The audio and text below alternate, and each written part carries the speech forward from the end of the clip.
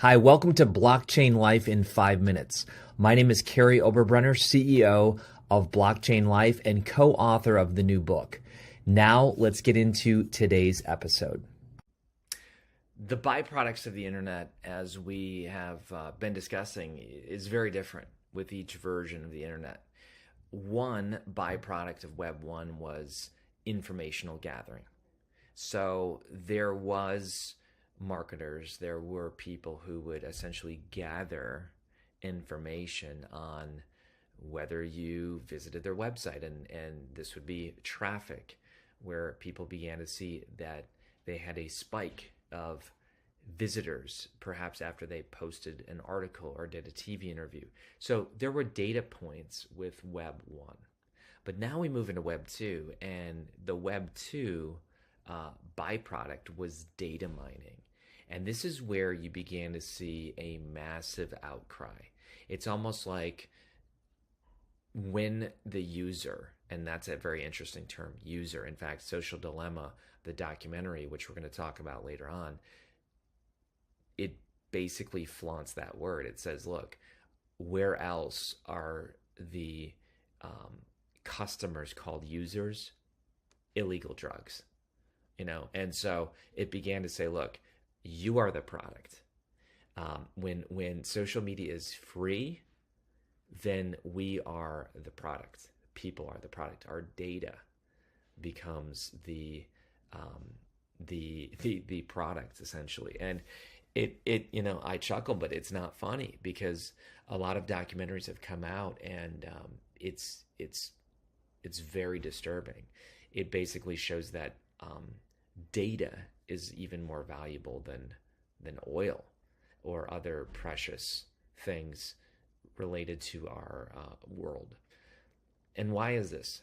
Because data is private. We kind of grew up realizing that our data should not be something that's shared everywhere. You're told from a very young age, protect your social security.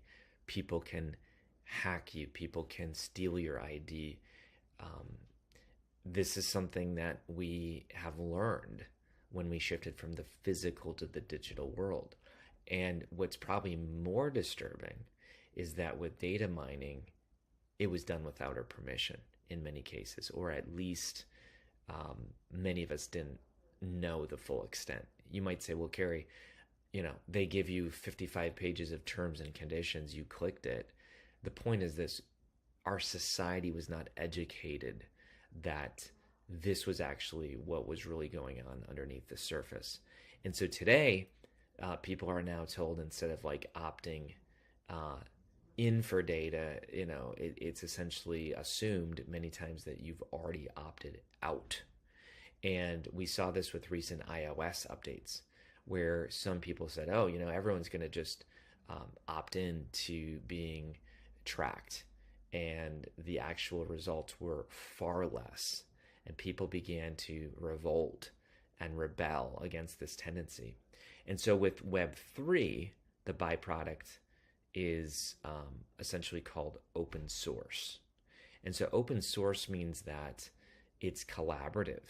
This means that a lot of softwares, a lot of technologies are open source, which means that we are together creating. And instead of it being very siloed, and this is where it starts and stops, and this is the new version, and it's very one-sided, now open source means like we're all playing in the sandbox together because of decentralization.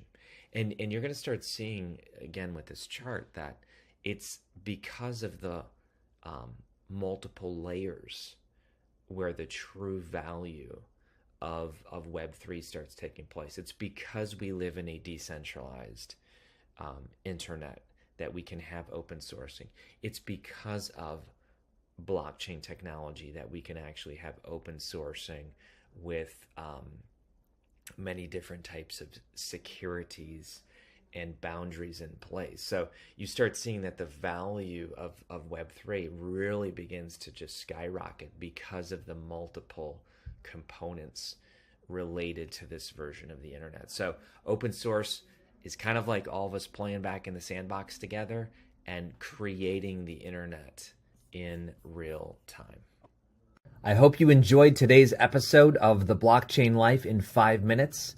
If you would like, secure your copy of the book, available wherever books are sold. In addition to that, check out the VIP launch team. It's absolutely free and includes all kinds of awesome bonuses related to blockchain. You can find out more information at theblockchainlife.io/team. See you in the next episode.